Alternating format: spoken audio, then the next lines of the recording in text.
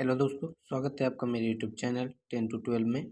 साथियों, आज की इस वीडियो में हम लोग बिहार डीएलएड एंट्रेंस एग्जाम 2025 के लिए प्रीवियस ईयर के मोस्ट इम्पोर्टेंट 20 प्रश्नों को देखने वाले हैं।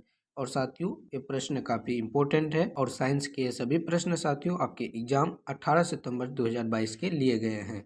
तो आप लोग वीडियो पर कंटिन्यू बने रहिए ताकि इन प्रश्नों को आप देख पाए और साथियों इस बात की अंदाज़ा लगा पाए कि आपके एग्जाम में किस किस प्रकार के प्रश्न पूछे जाते हैं और साथ ही साथ साथियों अपने एग्जाम 120 अंकों की तैयारी कर सकें। तो हम लोग बिना समय गवाए चलेंगे प्रश्नों की ओर। उससे पहले यदि आप मेरे यूट्यूब चैनल पर नए हैं तो चैनल को सब्सक्राइब करके साथियों हमसे अवश्य जुड़ जाइए ताकि यहाँ पे साथियों आपकी तैयारी बेहतरीन हो सके। उसके अलावा वीडियो को लाइक ज़रूर कर दीजिएगा साथियों, इसे अपने दोस्तों तक भी शेयर जरूर कीजिएगा जो भी आपके साथियों बिहार डीएलएड एंट्रेंस एग्जाम की तैयारी में लगे हुए हैं। तो चलते हैं, हम लोग देख लेते हैं आज के पहले नंबर प्रश्न को। आज का आपका पहला नंबर प्रश्न है साथियों, निम्नलिखित में से कौन सा अनवीकरणीय ऊर्जा का स्रोत है। निम्नलिखित में कौन सा अनवीकरणीय ऊर्जा का स्रोत है। ऑप्शन ए में दिया गया साथियों जंगल, ऑप्शन बी में है हवा, ऑप्शन सी में कोयला और ऑप्शन डी में दिया गया साथियों पेड़ पौधे। साथियों, एक होता है नवीकरणीय संसाधन और एक होता है आपका अनवीकरणीय संसाधन। तो साथियों यहाँ पे नवीकरणीय संसाधन क्या होता है, जिनको आप एक बार उपयोग करके दोबारा उनका उपयोग फिर से कर सकते हैं, अर्थात वे कभी समाप्त नहीं होते। लेकिन अनवीकरणीय संसाधन की यदि बात करें तो जिनका साथियों एक बार उपयोग करने के बाद वे समाप्त हो जाते हैं, वो अनवीकरणीय संसाधन होते हैं। तो जैसे कि आप यहाँ देख सकते हैं साथियों, ऑप्शन नंबर सी आपका बिल्कुल सही हो जाएगा, जो कि साथियों अनवीकरणीय संसाधन हो जाएगा। क्योंकि साथियों यदि कोयला का आप एक बार उपयोग करते हैं तो इनका दोबारा से उपयोग करना संभव नहीं रह जाता है, इसलिए आपका अनवीकरणीय संसाधन हो जाएगा। तो प्रश्न संख्या 1 का सही उत्तर आपका ऑप्शन नंबर सी हो जाएगा। चलिए उसके बाद अगले नंबर प्रश्न को देख लें। साथियों, अगला नंबर प्रश्न में पूछा गया है कि निम्नलिखित में कौन सा उत्तक भ्रूण के एक्टोडर्म्स में उत्पन्न होता है। निम्नलिखित में कौन सा उत्तक भ्रूण के एक्टोडर्म्स से उत्पन्न होता है, यह आपसे पूछा गया है। इसके लिए ऑप्शन दिया गया है कंकाल की मांसपेशियां उत्तक, ऑप्शन बी में है दिमाग के तंत्र, ऑप्शन सी में है संयोजी उत्तक और ऑप्शन डी में दिया गया साथियों पेशी उत्तक आपको दिया गया है। साथियों, यदि बात करें प्रश्न संख्या 2 की सही उत्तर की तो यहाँ पे ऑप्शन नंबर बी बिल्कुल सही उत्तर हो जाएगा, दिमाग के तंत्र। दिमाग के तंत्र साथियों भ्रूण के एक्टोडर्म्स से उत्पन्न होता है। आपका प्रश्न संख्या दूसरे का बिल्कुल सही उत्तर हो जाएगा। उसके बाद चलिए प्रश्न संख्या तीसरे की ओर, जिसमें कि आपसे पूछा गया है साथियों कि निम्नलिखित में कौन प्रोपेनिक अम्ल है। निम्नलिखित में कौन प्रोपेनिक अम्ल है।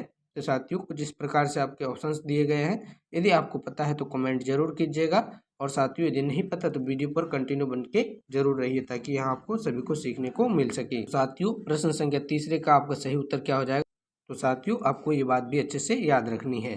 चलिए उसके बाद अगले नंबर प्रश्न की ओर। अगला नंबर प्रश्न है साथियों प्रश्न संख्या चौथा, जिसमें कि पूछा गया है विद्युत चुंबक बनाने के लिए प्रायः किस पदार्थ के छड़ का उपयोग किया जाता है। तो साथियों यह प्रश्न काफी इंपॉर्टेंट है और आपके एग्जाम में कई बार पूछा गया है कि साथियों विद्युत चुंबक बनाने के लिए किस पदार्थ के छड़ का उपयोग किया जाता है। तो यहाँ साथियों ऑप्शन ए में दिया गया है इस्पात, ऑप्शन बी में पीतल, ऑप्शन सी में साथियों नरम लोहा और ऑप्शन डी में दिया गया है इनमें से कोई नहीं। यदि बात करें साथियों प्रश्न संख्या चौथे के सही उत्तर की, ऑप्शन नंबर सी बिल्कुल सही उत्तर हो जाएगा, अर्थात नरम लोहा। साथियों विद्युत चुंबक बनाने के लिए नरम लोहे का प्रयोग किया जाता है, आपको याद रखना है। साथियों इंपॉर्टेंट प्रश्न है, आप अच्छे से याद जरूर रखिएगा। उसके बाद साथियों आपका 5वां नंबर प्रश्न है, जिसमें कि आपसे पूछा गया है निम्नलिखित में से किस द्रव का वाष्पीकरण दर सर्वाधिक है। तो इसके लिए आपके ऑप्शन नंबर ए में है पेट्रोल, ऑप्शन नंबर बी में है नाखून पॉलिश रिमूवर, ऑप्शन सी में साथियों अल्कोहल और ऑप्शन डी में दिया गया इनमें से कोई नहीं। साथियों यदि बात करें सर्वाधिक वाष्पीकरण दर की तो यहाँ पे पेट्रोल आपका बिल्कुल सही उत्तर हो जाएगा, जो कि आपको ऑप्शन नंबर ए में दिख रहा होगा। यहाँ पे साथियों पेट्रोल आपका बिल्कुल सही उत्तर हो जाएगा। चलिए उसके बाद अगले नंबर प्रश्न की ओर। अगला नंबर प्रश्न साथियों प्रश्न संख्या छठा, जिसमें कि पूछा गया है आर्सेनिक अम्ल का प्राकृतिक स्रोत निम्नलिखित में से कौन सा है। आर्सेनिक अम्ल साथियों किससे प्राप्त किया जाता है, ये आपसे पूछा गया है। तो इसके लिए ऑप्शन ए में है संतरा, ऑप्शन बी में साथियों टमाटर, ऑप्शन सी में है सिरका और ऑप्शन नंबर डी में दिया गया साथियों आलू। साथियों यदि बात करें ऑर्गेनिक अम्ल की तो यहाँ पे आपका टमाटर बिल्कुल सही उत्तर हो जाएगा साथियों, टमाटर।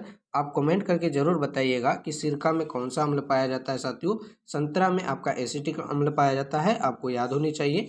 और आप कमेंट करके जरूर बताइएगा कि आपका साथियों सिरका में कौन सा अम्ल पाया जाता है, क्योंकि सिरका आपके एग्जाम में कई बार पूछा गया है। उसके बाद अगला नंबर प्रश्न को देख लेते हैं, प्रश्न संख्या 7वां है साथियों, जिसमें कि पूछा गया है प्लाज्मा झिल्ली किसकी बनी होती है।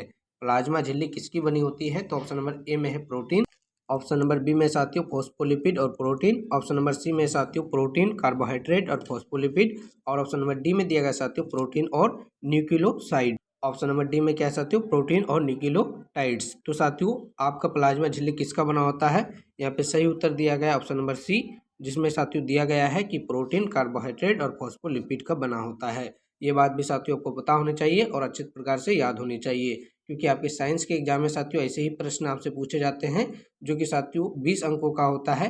तो इन प्रश्नों को आप अच्छे से जरूर रट लेंगे। और साथियों इन सारे पीडीएफ को पाने के लिए डिस्क्रिप्शन में हमारे टेलीग्राम का लिंक दिया गया है, वहां से जुड़ जाइए।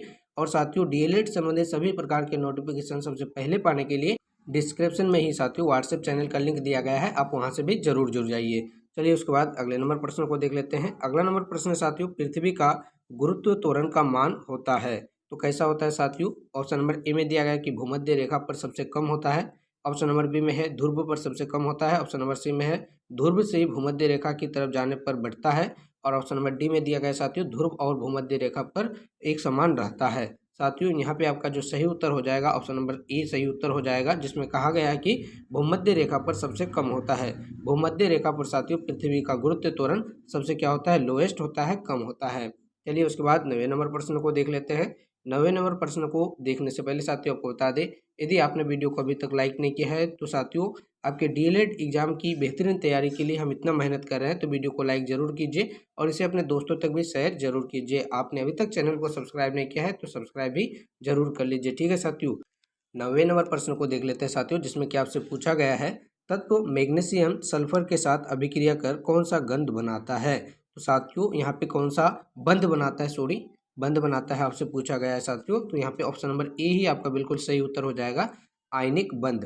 कौन सा बंध बनाता है साथियों, आयनिक बंध बनाता है। ऑप्शन नंबर ए आपके प्रश्न संख्या 9 का बिल्कुल सही उत्तर हो जाएगा। उसके बाद अगला नंबर प्रश्न है प्रश्न संख्या 10, जिसमें कि आपसे पूछा गया है निम्नलिखित में से कौन सा एकल परमाणिक है। तो साथियों कौन सा एकल परमाणिक है, ऑप्शन नंबर ए में है हीलियम, ऑप्शन नंबर बी में है नियोन, ऑप्शन नंबर सी में आर्गन, और ऑप्शन नंबर डी में दिया गया है इनमें से सभी। तो साथियों यदि एकल परमाणिकता की बात करें तो यहाँ पे हीलियम बिल्कुल सही उत्तर हो जाएगा, हीलियम आपका एकल परमाणिक होता है। तो ऑप्शन नंबर ए साथियों आपको अच्छे से याद रखना है। चलिए उसके बाद अगला नंबर प्रश्न को देख लेते हैं। अगला नंबर प्रश्न साथियों प्रश्न संख्या 11वां, जिसमें कि पूछा गया है निम्नलिखित में कौन संयोजित टीका है जो बच्चों का डिप्थीरिया, काली खांसी और साथियों टेटनस के बचाव के लिए दिया जाता है। तो साथियों संयोजित टीका कौन सा है जिसका उपयोग साथियों बच्चों को डिप्थीरिया से, काली खांसी से और साथियों टेटनस से बचाने के लिए उपयोग में लाया जाता है। तो यहाँ पे ऑप्शन नंबर ए में दिया गया साथियों डीपीटी टीका, ऑप्शन नंबर बी में दिया गया साथियों बीसीए टीका, ऑप्शन नंबर सी में साथियों टीएबी टीका, और ऑप्शन नंबर डी में दिया गया साथियों एचआईवी टीका। तो साथियों यदि बात करें इस प्रश्न के सही उत्तर की तो ऑप्शन नंबर ए आपका बिल्कुल सही उत्तर हो जाएगा, जिसमें कि कहा गया है कि डीपीटी का टीका दिया जाता है बच्चों को डिप्थीरिया, काली खांसी और टेटनस से बचाव के लिए। तो आशा करेंगे कि यह भी आपको अच्छे से समझ में आया होगा। चलिए उसके बाद साथियों 12वां नंबर प्रश्न को देख लेते हैं, जिसमें कि पूछा गया है निम्नलिखित में कौन सा तोरण का मात्रक नहीं हो सकता है। तो साथियों यह प्रश्न जो है आपके डीएलएड एग्जाम के लिए, डीएलएड एंट्रेंस एग्जाम के लिए काफी इंपॉर्टेंट है साथियों। कई बार प्रीवियस ईयर के प्रश्नों को यदि आप पढ़ते हैं तो साथियों ये प्रश्न आपको कई बार देखने को मिलेंगे, क्योंकि काफी इंपॉर्टेंट प्रश्न है। तो इसके लिए ऑप्शन नंबर ए में है कि किलोमीटर प्रति second square, option number B में है सेंटीमीटर प्रति second square, option number C में साथियों किलोमीटर प्रति सेकंड, और ऑप्शन नंबर डी में साथियों मीटर प्रति सेकंड स्क्वायर। साथियों यदि बात करें कि इनमें से कौन सा जो है त्वरण का मात्रक नहीं हो सकता है, तो ऑप्शन नंबर सी आपका बिल्कुल सही उत्तर हो जाएगा कि किलोमीटर प्रति सेकंड ये जो है त्वरण का मात्रक नहीं हो सकता है, ये आपका गलत हो जाएगा। बाकी 3 साथियों आपके बिल्कुल सही उत्तर हो जाएंगे, लेकिन किलोमीटर प्रति सेकंड जो है आपका साथियों यह त्वरण का मात्रक नहीं हो सकता है। चलिए उसके बाद अगले नंबर प्रश्न को देख ले। अगला नंबर प्रश्न साथियों जिसमें कि पूछा गया है किसी वस्तु का वजन हवा में 10 न्यूटन है, किसी वस्तु का वजन साथियों हवा में 10 न्यूटन है। जब उस वस्तु को किसी द्रव में पूरी तरह डुबाया जाता है तब उसका वजन साथियों 8 न्यूटन रहता है। क्या रहता है साथियों, 8 न्यूटन रहता है। उस वस्तु द्वारा हटाए गए द्रव का जो है वजन क्या होगा। तो साथियों यहाँ पे साथियों द्रव का वजन आपसे पूछा गया है, तो आपको क्या करना है साथियों कि 10 जो है न्यूटन उस वस्तु का क्या है वजन है, और साथियों वह 8 न्यूटन साथियों किसी द्रव को हटाता है। तो साथियों 8 न्यूटन हटाया, तो उसके द्वारा हटाए गए द्रव का वजन कितना रह गया साथियों? 2 न्यूटन। बस यही तो आपके आंसर। और साथियों यह आपको दिया गया ऑप्शन नंबर डी में 2 न्यूटन। तो ऑप्शन नंबर डी ही आपका बिल्कुल सही उत्तर हो जाएगा, जिसमें कि आपको 2 न्यूटन दिया गया है। चलिए उसके बाद अगले नंबर प्रश्न को देख लें। अगला नंबर प्रश्न साथियों प्रश्न संख्या 14, जिसमें कि पूछा गया है उन अंगों का नाम बताइए जो मनुष्यों में उत्सर्जन प्रणाली बनाते हैं। तो साथियों काफी इंपॉर्टेंट प्रश्न यह भी है आपका, क्योंकि आपके एग्जाम में बार बार पूछे जाने प्रश्नों में से एक है। तो इसके लिए ऑप्शन नंबर ए में दिया गया है कि 2 किडनी, ऑप्शन नंबर बी में दिया है 2 यूरेटर, ऑप्शन नंबर सी में दिया गया है मूत्राशय यूरेसा, डी में दिया गया है साथियों उपयुक्त में सभी। यदि साथियों उत्सर्जित अंग की बात करें तो हमारे शरीर में वही सारे अंग होते हैं जिसके माध्यम से साथियों हमारे शरीर की गंदगियां बाहर निकलती है। तो यहाँ पे ऑप्शन नंबर डी बिल्कुल सही उत्तर हो जाएगा, अर्थात उपयुक्त सभी, जिसमें साथियों किडनी जो होते हैं वो भी होते हैं, यूरेटर होते हैं और साथियों मूत्राशय भी शामिल होते हैं। तो यह भी आपको समझ में आया होगा। यदि साथियों आपको समझने में कोई भी प्रॉब्लम हो रही है तो आप कमेंट करके जरूर पूछ सकते हैं। यदि कहीं पे भी डाउट रहता है साथियों तो उसे भी आप कमेंट करके जरूर पूछिएगा। चलिए उसके बाद अगले नंबर प्रश्न को देख लेते हैं। उसके बाद साथियों प्रश्न संख्या 15 में आपसे पूछा गया है रेटिना प्रकाश को परिवर्तित करता है। तो कैसे साथियों, किस रूप में परिवर्तित करता है? ऑप्शन नंबर ए में दिया गया है विद्युत ऊर्जा के रूप में, ऑप्शन नंबर बी में दिया गया साथियों विद्युत सिग्नल के रूप में, और ऑप्शन नंबर डी में दिया गया है कि वास्तविक प्रतिबंध के रूप में, और ऑप्शन नंबर डी में दिया गया साथियों इनमें से कोई नहीं। यदि बात करें रेटिना की तो यह जो है साथियों प्रकाश को विद्युत सिग्नल के रूप में साथियों जो है परिवर्तित करता है। ऑप्शन नंबर बी यहाँ पे आपका बिल्कुल सही उत्तर हो जाएगा। चलिए उसके बाद साथियों अगले नंबर प्रश्न को देख लेते हैं। साथियों प्रश्न संख्या 16 में पूछा गया है घरेलू विद्युत परिपथ में उदासीन तार का रंग कैसा होता है। तो साथियों 2 प्रकार के तार आपको दिखे होंगे, कहीं पे भी साथियों 2 प्रकार के तार आपको दिखेंगे। एक प्रकार जो होगा लाल होगा और दूसरा जो होगा काला रंग का होगा। ठीक है साथियों, ये जो लाल कलर का जो तार होता है साथियों, लाल कलर कहीं पे भी जो होता है साथियों डेंजर का प्रतीक होता है, इसलिए जो है लाल कलर में वास्तविक करंट होती है। जबकि ये जो काला कलर का होता है साथियों ये उदासीन तार होता है। ठीक है, तो यहाँ पे उदासीन ही आपको पूछा गया है, तो साथियों उदासीन क्या हो जाएगा? काला हो जाएगा। आपको ये बात भी याद रखना है। लेकिन कहीं कहीं पे जो होता है साथियों लाल और हरा कलर का होता है, तो ऑप्शंस के अकॉर्डिंग साथियों यहाँ पे हरा हो जाएगा। क्योंकि हरा क्यों साथियों? क्योंकि उदासीन तार आपका लाल तो नहीं हो सकता है, क्योंकि लाल में जो होती है वास्तविक करंट होती है, लेकिन काला और साथियों हरा रहे तो हरा को आपको टिक करना है। क्यों? क्योंकि साथियों हरा रंग भी उदासीन का प्रतीक है।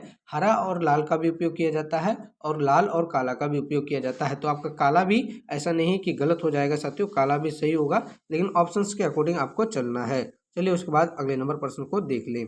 प्रश्न संख्या 17 है साथियों, जिसमें पूछा गया है किंगडम प्लांट में शामिल है। किंगडम प्लांट में शामिल है, तो ऑप्शन नंबर ए में है कि शैवाल और ब्रायोफाइट्स, ऑप्शन नंबर बी में साथियों टेरिडोफाइट्स और जिम्नोस्पर्म, ऑप्शन नंबर सी में साथियों जिम्नोस्पर्म, ऑप्शन नंबर डी में साथियों इनमें से सभी। तो यदि बात करें प्रश्न संख्या 17 जिसमें कि पूछा गया है कि किंगडम प्लांट्स में शामिल है, तो इनमें से सभी अर्थात ऑप्शन नंबर डी आपका बिल्कुल सही उत्तर हो जाएगा। चलिए उसके बाद अगले नंबर प्रश्न संख्या 18 को देख लेते हैं। इसमें क्या आपसे पूछा गया साथियों पहाड़ी क्षेत्रों में मृदा अपरदन को रोकने के लिए किस विधि का उपयोग किया जाता है। तो साथियों आपको बता दें पहाड़ी क्षेत्र में जो होता है उसमें खेती के लिए या मृदा अपरदन को रोकने के लिए साथियों सोपान कृषि का उपयोग किया जाता है, जिसको हम लोग सीढ़ी नुमा कृषि के नाम से भी जानते हैं, अर्थात ऑप्शन नंबर ए आपका यहाँ पे बिल्कुल सही उत्तर हो जाएगा। उसके बाद साथियों आपका आज का सेकंड लास्ट प्रश्न है, जिसके बाद साथियों एक और प्रश्न देंगे जिसका कि जवाब आपको कमेंट करके जरूर देना है। साथियों प्रश्न संख्या 19 में आपसे पूछा गया है MACS 1407 को जो कि एक अधिक उपज देने वाली कीट मुक्त प्रजाति है, किसका प्रजाति है साथियों? तो चावल का प्रजाति है। क्या यह साथियों चावल की प्रजाति है, गेहूं की प्रजाति है, सोयाबीन, या फिर साथियों अंतिम नंबर में दिया गया है दाल या दलहन की प्रजाति है। तो साथियों आपको बता दें MACS 1407 जो है साथियों यह एक सोयाबीन का क्या है? प्रजाति है, जो कि साथियों अधिक उपज देने वाली एक प्रकार की प्रमुख प्रणाली है। ठीक है साथियों, प्रजाति है, आपको याद रखना है। ऑप्शन नंबर सी आपके प्रश्न संख्या 19 का बिल्कुल सही उत्तर हो जाएगा। उसके बाद साथियों आज का आपका अंतिम नंबर प्रश्न है, जिसका कि जवाब आपको कमेंट करके जरूर देना है। ठीक है साथियों, तो प्रश्न में पूछा क्या गया है आपको बता दें इनमें से साथियों कौन सा लक्षण प्रभावी है ये आपको बताना है। ठीक है साथियों, तो ऑप्शन नंबर ए में क्या दिया गया है? बीज का झुर्रीदार आकार, ऑप्शन नंबर बी में दिया गया साथियों फूलों का शिखर स्थिति, ऑप्शन नंबर सी में साथियों बीज पत्रों का हरा रंग, और ऑप्शन नंबर डी में दिया गया साथियों क्या? फूलों की अक्षीय स्थिति। तो साथियों इस प्रश्न का जवाब आपको कमेंट करके जरूर देना है। यदि आपको साथियों प्रश्न का जवाब नहीं पता ताकि साथियों इसके रिप्लाई के तौर पर आपको सही उत्तर का जानकारी हो सके, तो साथियों हम लोग मिलेंगे डीएलएड के बेहतरीन तैयारी के लिए इसी प्रकार से अगले वीडियो में और अगले सब्जेक्ट के साथ साथियों। तब तक के लिए आपका बहुत बहुत धन्यवाद। आपने अभी तक हमारे चैनल को सब्सक्राइब नहीं किया है तो चैनल को सब्सक्राइब करके इसे अपने दोस्तों तक जरूर शेयर कीजिए साथियों। वीडियो पसंद आई होगी तो वीडियो को भी लाइक जरूर कीजिएगा। तो साथियों मिलते हैं अगले वीडियो में, तब तक के लिए आपका बहुत बहुत धन्यवाद।